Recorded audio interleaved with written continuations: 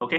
तर सिम्पली काय असतं, दोन टाइप्सचे आपल्याकडे करंट्स असतात. एक एसी करंट असतो आणि एक डीसी करंट असतो. आता डिफरन्स काय आहे? तर डीसी करंट काय असतो, कॉन्स्टंट असतो. म्हणजे काय, विथ रिस्पेक्ट टू टाइम त्याची व्हॅल्यू बदलत नाही. Okay. With respect to time त्याची व्हॅल्यू बदलत नाही. म्हणजे समजा हा टाइम टी आहे, हा व्होल्टेज किंवा करंट काही बी असू शकतो. पण पहा, टाइम तुमचा वाढतो त्याप्रमाणे त्याची व्हॅल्यू कॉन्स्टंट आहे, बदलत नाही. तर अशा व्होल्टेजला डीसी व्होल्टेज म्हणतात. काय म्हणतात, डीसी व्होल्टेज किंवा डीसी करंट. त्याच्यात कोणत्याही प्रकारचं फ्लक्च्युएशन नाही राहत. ओके. बट एसीची गोष्ट केली आपण, एसी करंट किंवा व्होल्टेजची, तर त्यांचा ग्राफ असा काहीतरी असतो. असं म्हणजे विथ रिस्पेक्ट टू टाइम ते चेंज होत राहतात. दरेक टाइमवर त्यांच्या वेगवेगळ्या किमती असतात. लाईक पाय, इथं ही किंमत आहे, इथं ही किंमत आहे, इथं ही मॅक्सिमम आहे. नंतर असं म्हणजे दरवेळेस तुमचा टाइम चेंज होतोय. बट तरी पण कोणता सिग्नल एसी किंवा डीसी हे समजणं खूप गरजेचं असतं. It is very important to understand whether the signal is AC or DC. Okay, how can you identify whether the signal is AC or not DC? So it is simple. It's very simple. म्हणजे काय त्याच्यात, की ज्या सिग्नलची average value एक interval वरची, याला एक इंटरवल म्हणतात, एक सायकल. म्हणजे हा सिग्नल 0 पासून स्टार्ट झाला, वरती गेला, 0 वर गेला, मिनिमम झाला आणि परत 0 वर आला.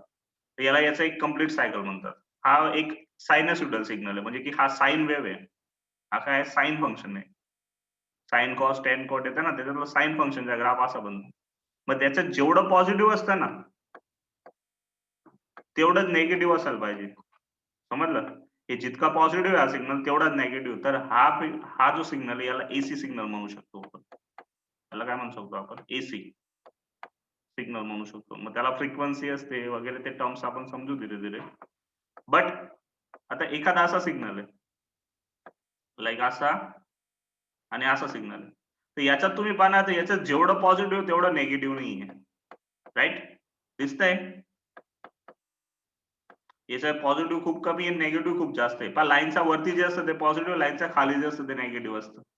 मग हा सिग्नल बॅलन्स नाहीये. म्हणजे पॉझिटिव्ह निगेटिव्ह सेम नाहीये त्याच्यात. तर हा एसी सिग्नल नाही. दरेक बदलणारा सिग्नल एसी सिग्नल राहत नाही. एसी सिग्नलची एक क्लिअर डेफिनेशन आहे, की त्याची एव्हरेज व्हॅल्यू 0 असली पाहिजे. म्हणजे काय, आपण 0 पासून स्टार्ट करू ना, तर हा दोघांकडे इक्वल असला पाहिजे. एव्हरेज व्हॅल्यू 0 म्हणजे काय, दोघांकडे इक्वल असला पाहिजे, ऑपोझिट असला पाहिजे. तर त्याची व्हॅल्यू काय, तर 0. ओके. एक इंटरव्हलची टोटल करणार ना तुम्ही, तर हा जेवढा पॉझिटिव्ह आहे ना तेवढाच निगेटिव्ह आहे. तर टोटल तुम्हाला 0च भेटेल. मग या सिग्नलला एसी म्हणू शकतो. हा डीसी. मग हा काय, तर याला पल्सेटिंग डीसी म्हणतात. काय म्हणतात त्याला, पल्सेटिंग. याला काय म्हणतो आपण, पल्सेटिंग डीसी. आता पल्सेटिंग डीसी म्हणजे काय, तर असा सिग्नल की ज्याच्यात एसी आणि डीसी दोघं कंपोनेंट्स आहेत. म्हणजे याच्यात एसी पण आहेत आणि डीसी पण आहेत. म्हणून हा प्युअर एसी नाहीये किंवा प्युअर डीसी पण नाहीये. म्हणजे एकदम शुद्ध एसी किंवा डीसी नाहीये तो. हा प्युअर डीसी सिग्नल आहे. हा वरचा हा प्युअर एसी सिग्नल आहे. बट हा एसी आणि डीसीचा मिक्स आहे. याला तुम्ही एसी सिग्नल नाही म्हणू शकत किंवा डीसी बी नाही म्हणू शकत. त्याला काय म्हटलं जातं, पल्सेटिंग डीसी. म्हणजे बदलणारा डीसी सिग्नल. डीसी आहे बट बदलणारा आहे. म्हणजे त्याच्यात फ्रिक्वेन्सी आहे डीसी पण, बट ती प्रॉपर फ्रिक्वेन्सी नाही येत. याला म्हणजे हा रिपल फॅक्टर वगैरे असतं याच्यामध्ये, असं म्हटलं जातं. जे डीसी कंपोनेंट असतात किंवा एसी कंपोनेंट असतात त्याला रिपल फॅक्टर म्हटलं जातं. ते तुमच्या कामाचे नाही. बट कधी कधी जेडब्ल्यू नीटला असा प्रश्न येतो, की खालीलपैकी कोणता सिग्नल एसी सिग्नल आहे किंवा खाली कोणता सिग्नल डीसी सिग्नल आहे. तर तुम्हाला समजायला पाहिजे वस्तू. ओके. म्हणून हे सांगितलं तुम्हाला, हे समजणं खूप गरजेचं आहे. नाहीतर सगळे पोरांना हेच नाही माहित राहत, की एसी सिग्नल कोणता असतो आणि डीसी कोणता असतो. ते जेव्हा बी असं फ्लक्च्युएटिंग काय बी दिसलं ना, त्याला एसीच समजतात ते. हां, म्हणजे बदलतोय म्हणजे एसीच आहे, असं नाही राहत. डायरेक्ट बदलणारी वस्तू एसी असते असं जरुरी नाहीये. बदलते बट ती एक टाईम इंटरव्हलवर बदलली पाहिजे, तरच ती एसी म्हटली जाते. आता सेकंड थिंग, एसी सिग्नलला रिप्रेझेंट कसं केलं जातं? तर हा साइन फंक्शन आहे आपला. तर साइनमध्ये पॉझिटिव्ह निगेटिव्ह दोघं सेम असतात. पण मला ड्रॉ करणं थोडं प्रॉब्लेमॅटिक आहे इथं. बट एसी आणि डीसी सिग्नल सेम राहतात. मग आता याच्या 2 व्हॅल्यूज असतात. एक पॉझिटिव्ह मॅक्सिमम असते आणि एक असते निगेटिव्ह मॅक्सिमम. ओके. याला त्याचा काय म्हणतात, कंपविस्तार म्हणतात किंवा अँप्लिट्यूड म्हणतात. इथून एवढा जो आहे हा, म्हणजे एखादा सिग्नल महत्तम किती वरपर्यंत जातो, महत्तम किंमत किती त्याची, त्याला त्याचा अँप्लिट्यूड किंवा कंपविस्तार म्हणतात. ओके, तर हा दोन अँप्लिट्यूड असतात, एक पॉझिटिव्ह आणि एक नेगेटिव्ह. आता जो एसी सिग्नल राहिला त्याचं जेवढं पॉझिटिव्ह व्हॅल्यू असते तेवढी निगेटिव्ह व्हॅल्यू बी असते. हा पॉझिटिव्ह मॅक्सिमम आहे, हा निगेटिव्ह मॅक्सिमम आहे असं म्हटलं. म्हणजे ही मिनिमम व्हॅल्यू त्याची मायनस व्हीएम सिग्नलची आणि ही प्लस व्हीएम ही मॅक्सिमम व्हॅल्यू सिग्नलची.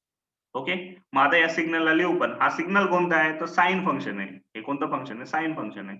तर मला जर याला लिहायचं असेल या सिग्नलला, याला कसं लिहिल? Voltage V is equal to त्याची मॅक्सिमम व्हॅल्यू येईल पहिले. ओके, दोघं व्हॅल्यू नका लिहिता, कोणती बी एकच लिहावं लागते, पॉझिटिव्ह व्हॅल्यू लिहावं लागते. V is equal to VM sine omega T. काय आता?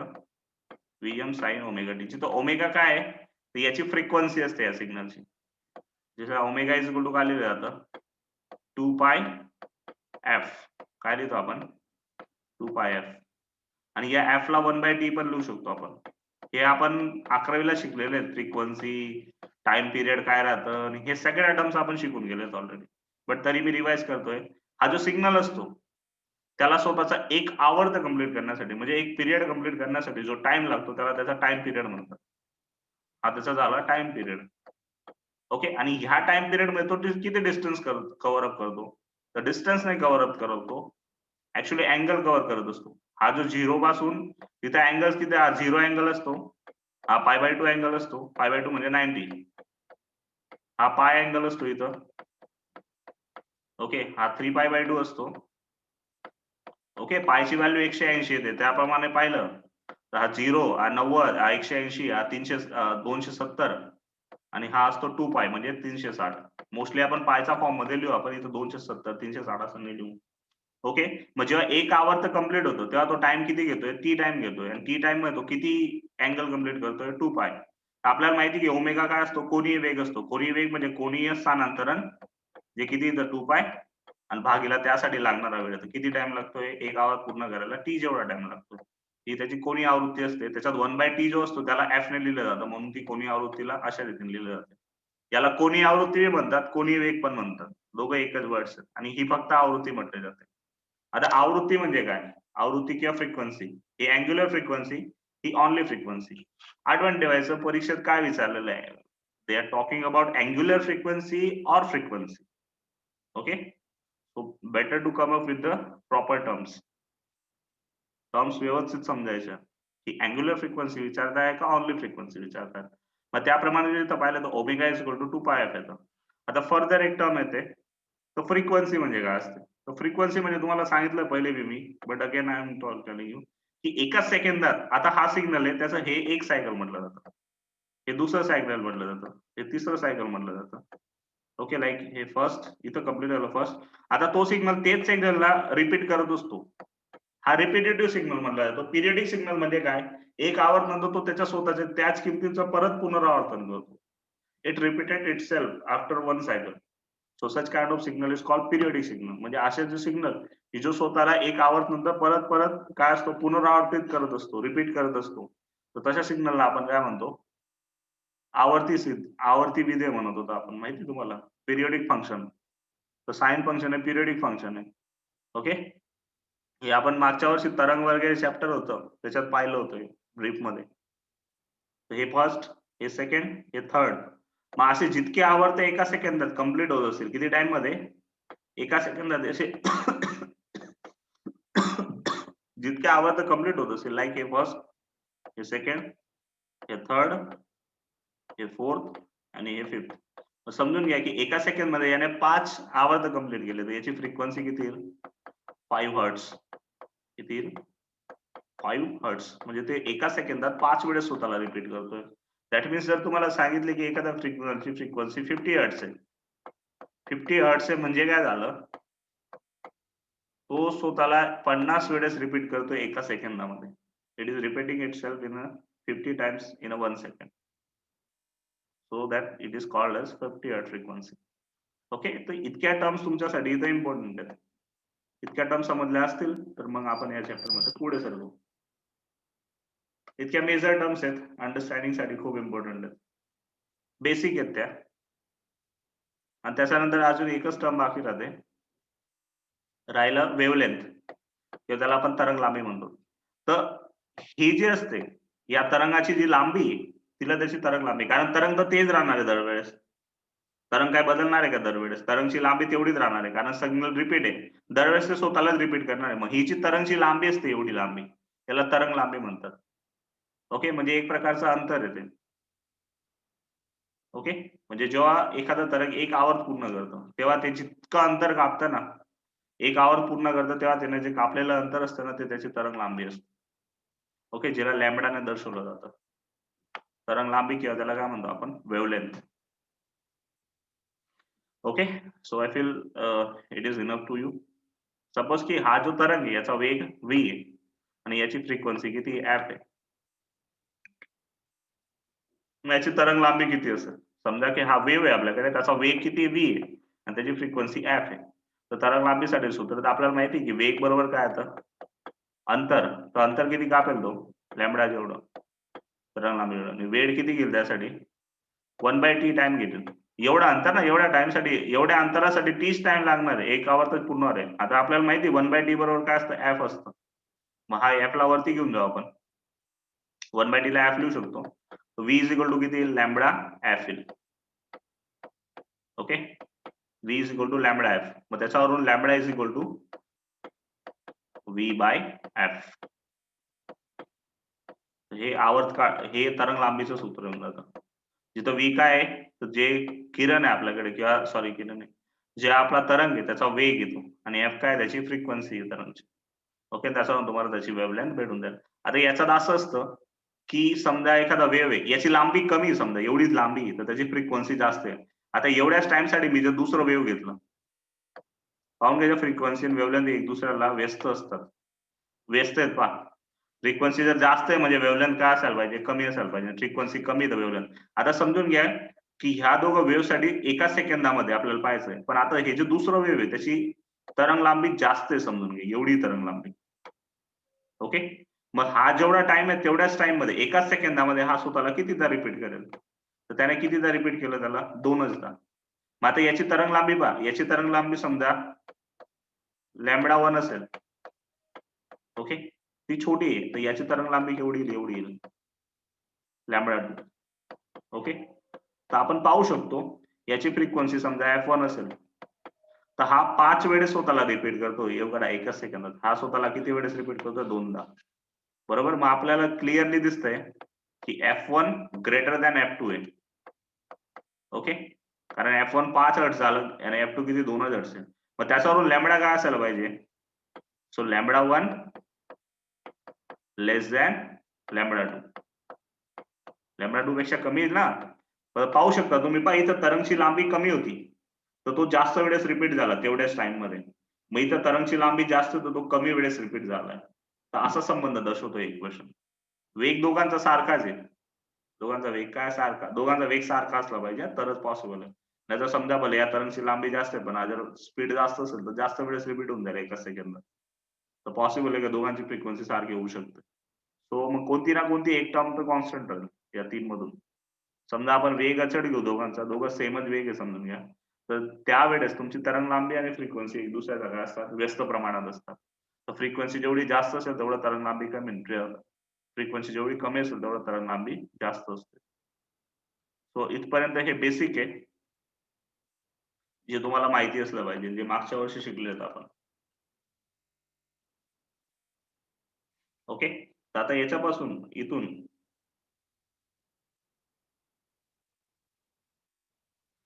पुढे की अवरोधने लागू पडेल एसी व्होल्टेज. मग आता काय करू आपण, तर आपल्याला या चॅप्टर मध्ये आपल्याकडे इंडक्टर असेल, कॅपॅसिटर असेल, रेझिस्टर असेल, तर दरेकला आपण काय करू, तर एसी सिग्नल देऊ त्यांना आणि त्यांच्यावर काय इफेक्ट होते ते चेक करू. मग एसी सिग्नल म्हणजे आपल्याकडे कोणता सिग्नल असेल, हे सिग्नल असेल आपल्याकडे की अवरोधने लागू पडेल एसी व्होल्टेज मध्ये, AC voltage applied to the resistance. तर आकृती 7.1 मा अवरोधने एसी व्होल्टेज आणि स्त्रोत ऍप्सोलून સાથે जोडेल दर्शवायचे. अवरोध जो आहे त्याला एसी व्होल्टेज ऍप्सोलून सोबत, आणि हा त्याचा काय स्त्रोत आहे, स्त्रोत म्हणजे काय, सोर्स आहे, जिथून आपण याला काय देणार आहेत, पॉवर देणार आहेत. ओके, तर याच्यासोबत आपण कनेक्ट केलं. मग आपल्या सर्किट मध्ये फक्त 2च वस्तू आहेत, एक व्होल्टेज सोर्स आहे आणि एक रेजिस्टन्स आहे. आता हा जो व्होल्टेज सोर्स आहे त्याची व्होल्टेज किती, त्याचा V is equal to VM sine omega T. आता साइन सिग्नल आहे म्हणजे एसी सिग्नल आहे, तर त्याचा सर्किट सिम्बॉल असा असतो. डीसी सिग्नलचा आपल्याला माहिती की ही म्हणजे हा सोर्स आहे म्हणजे एक प्रकारची बॅटरी नाही, बॅटरी नाही म्हणू शकत आपण त्याला, कारण बॅटरी ही डीसी असते हमेशा, बॅटरी कधीच एसी नाही राहत, म्हणून आपण तेव्हा डायरेक्ट बॅटरी म्हणतो. बट हा काय सोर्स आहे, सोर्स. ओके, डीसी सिग्नल राहिला ना तेव्हा असं सर्किट सिम्बॉल वापरला जातं बॅटरीसाठी, पण एसी सिग्नल साठी हा सोर्स म्हटला जातो. You can't say this is a battery, AC battery नाही राहत कधीच. तर तुम्हाला काय म्हणावं लागेल, स्त्रोत किंवा सोर्सच म्हणावं लागेल, की एखादा सोर्स की जिथून हा एसी सिग्नल येतोय. आपण ऍप्सोलून जितका हा सोर्स आहे त्याच्यातून हा सिग्नल एवढा व्होल्टेज भेटतो आपल्याला, कोणाला, या रेझिस्टन्सला. तो V is equal to VM sine omega T, जेवढा व्होल्टेज, आता एकच आहे फक्त एकटा रेझिस्टन्स आहे सर्किट मध्ये, हा पुरा व्होल्टेज त्यालाच भेटून जाणार आहे. ओके, मग आपल्याला माहिती आहे किर्चॉफचा नियमप्रमाणे व्होल्टेजचं इक्वेशन काय येतं, तर हा एवढा जो व्होल्टेज देतोय आपण, तर आपण असं लिहू शकतो ना, epsilon is equal to IR,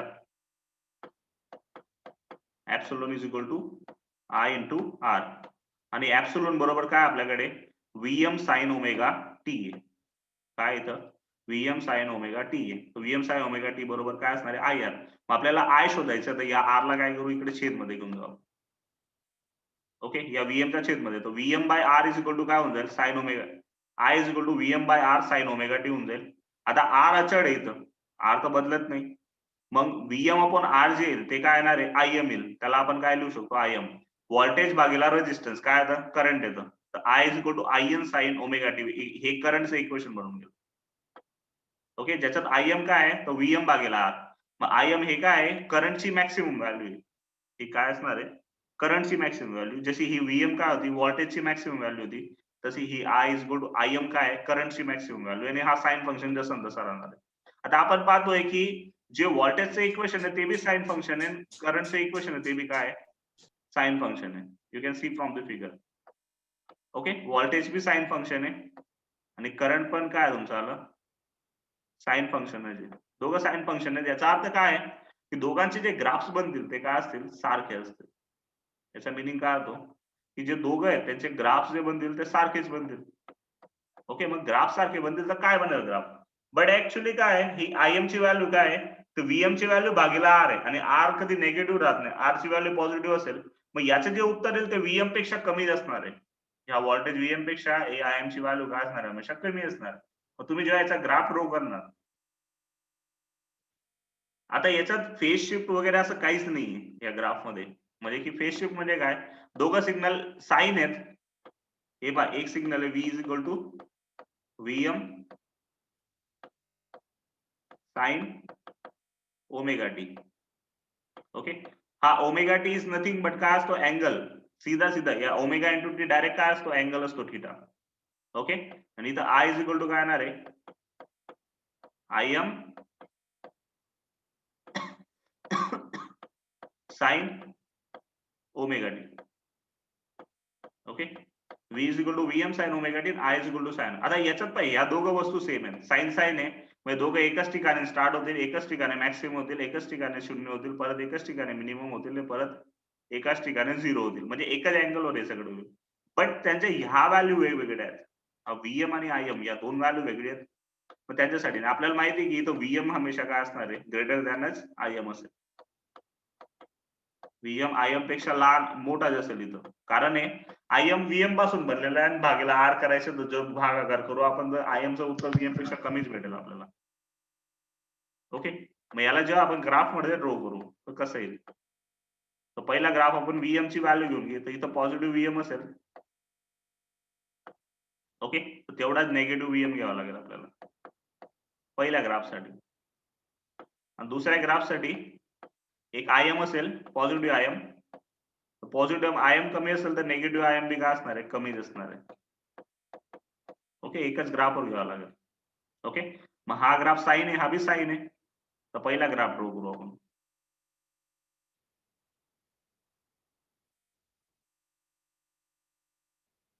okay, हा पहिला फंक्शन झाला, हा कोणाचा ग्राफ झाला, हा वाला ग्राफ झाला, V is equal to VM sine omega T, V चा ग्राफ.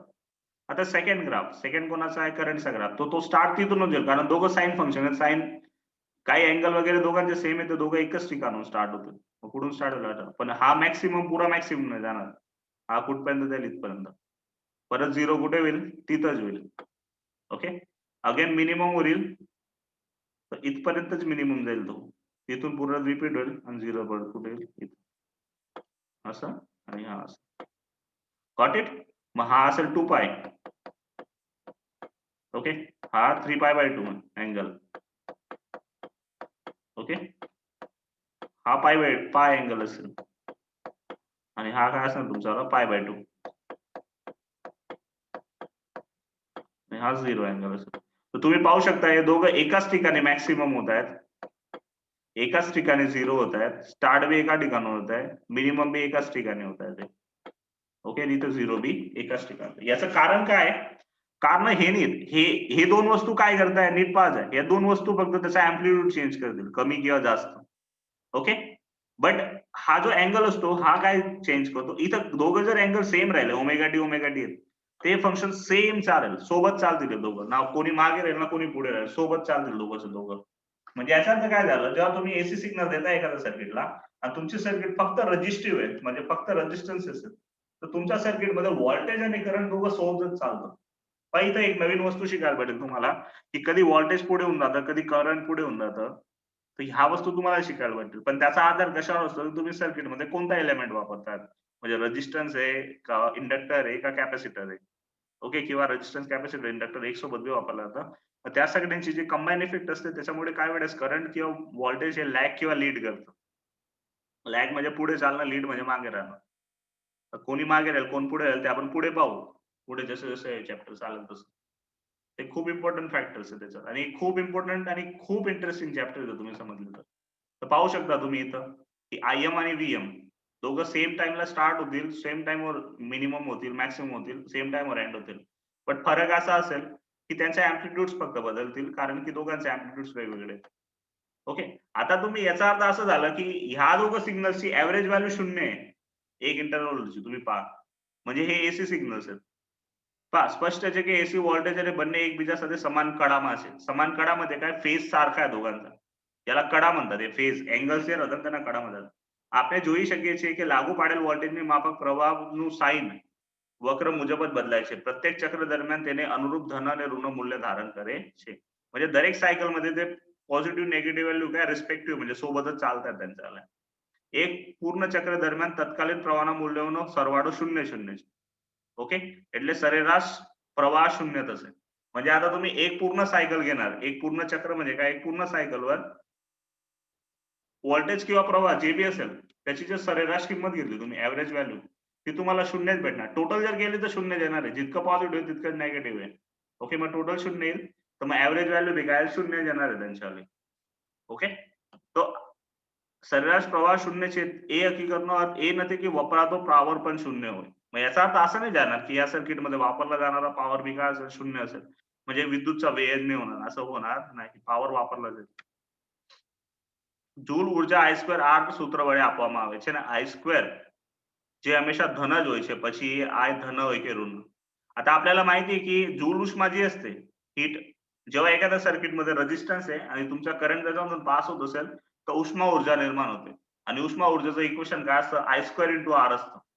आता I2 म्हणजे काय, जर तुमची व्हॅल्यू धन असो का ऋण असो, समजा पहा आता पहिल्या हाफ सायकल साठी तुमचं करंट धन आहे, तर धन व्हॅल्यूचा स्क्वेअर केला तरी उत्तर धनच भेटतं. पण दुसऱ्या हाफ सायकल साठी तुमचं व्हॅल्यूत काय ऋण आहेत, पण ऋणाचा वर्ग केला तरी उत्तर काय भेटतं, धनच भेटतं. ओके, मग हा जो ग्राफ बनेल तुमचा धनमध्येच राहील दोघं वेळेस, मग तेव्हा तुमची ऍव्हरेज व्हॅल्यू 0 होणार नाही आणि ऍव्हरेज व्हॅल्यू 0 नाही झाला म्हणजे पॉवर वापरला जाईल, आणि जर पॉवर वापरला गेला तर तुम्ही जूल उष्मा वे पण होईल त्याचा. ओके, तर इथपर्यंत आहे. आता याचा पुढचं जे आहे ते कॉम्प्लेक्स टॉपिक्स आहेत, जे आपण उद्या समजू, कारण ते 10-15 मिनिटात नाही होणार. It will take time. Sir हा, ते दाखवा ना. ओके, मग इथं काय करेल मी 1/2 minus average of cos 2 ω t भागीला 2. तर हे काय माहिती का याच्यात आता 1/2 आहे, 1/2 ची ऍव्हरेज काय येणार आहे, 1/2 ते एकच सिंगल आहे, तर 1/2 ची ऍव्हरेज काय 1/2.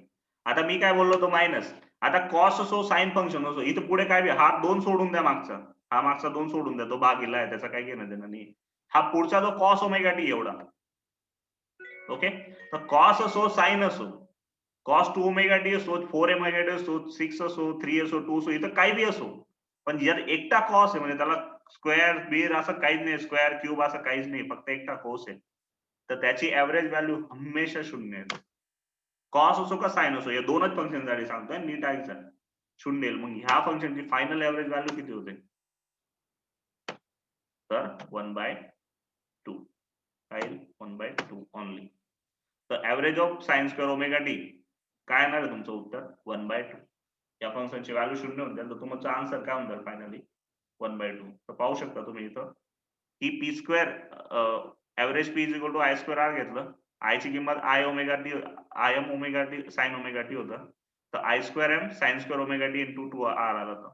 तर आय स्क्वेअर आर हे अचळ आहेत, हे दोघं अचळ टर्म्स आहेत, ते बाहेर निघून जातील. मग sine function sine square omega T ची ऍव्हरेज घेऊ, मग साइन स्क्वेअर ओमेगा टी बरोबर काय येतं? 1/2 1 मायनस कॉस 2 ओमेगा टी येतं. तर साइन स्क्वेअर ओमेगा टी याची ऍव्हरेज घेऊ, 1/2 बाहेर होता, तर 1 मायनस कॉस ओमेगा 2 ची ऍव्हरेज. आता कॉस ओमेगा 2 ची ऍव्हरेज हमेशा काय असते? 0 असते. किंवा साइन स्क्वेअर, मग sign square omega T average of sine square omega चं उत्तर काय भेटेल तुम्हाला? फक्त 1/2. मग तुमचा ऍव्हरेज पॉवर किती झाला? इथे किती होतं? Sine I square sine square omega T होतं, याच्यात आय स्क्वेअर आर होता आणि भागेला पुढे काय म्हणतात? 2 फक्त. हे जे साइन स्क्वेअर ओमेगा टी झालं, हे पुरंचं पुरं फंक्शन कशाने रिप्लेस झालं? 1/2. केव्हा होईल ते? फक्त जेव्हा तुम्ही ऍव्हरेज शोधणार. हा जो पॉवर आहे हा ऍव्हरेज पॉवर आहे. Keep this in your mind. Okay, मग फायनली आम P square average P is equal to 1/2 I square M into R. ही वस्तू तुमची फायनल आन्सर झाला पॉवर. Got it? हा एवढा ऍव्हरेज पॉवर असेल तुमचा सिग्नल. ડીસી પાવરના સ્વરૂપ એસી પાવરને રજૂ કરવા માટે કરવાનું એક વિશિષ્ટ મૂલ્ય વ્યાખ્યાયિત કરીને તેનો ઉપયોગ કરવામાં આવે છે. ओके, आता हा डीसी पॉवर तर तुम्ही सीधा P is equal to I square R लिहू शकता तुम्ही, पण एसी पॉवरला असं डायरेक्ट एव्हरेज पॉवर मध्ये नाही लिहिलं जात. मग त्याच्यासाठी एक नवीन वस्तू व्याख्यायित केली जाते, त्याला सरेराश वर्गीकृत वर्गमूळ असं लिहिलं जातं. म्हणजे काय करायचं? पॉवर आहे ना, तर त्याचा पहिले काय करायचं? वर्ग करायचा, जे आपण आता केलं. पहिले वर्ग करायचा, त्याच्यानंतर काय करायचं? त्याची ऍव्हरेज शोधायची. ओके, आणि त्याच्या नंतर काय करायचं? वर्गमूळ काढायचं. असं असतं ते एक टर्म, त्याला IRMS किंवा VRMS म्हणतात, जे मी उद्या सांगेन तुम्हाला काय असतं. Got it?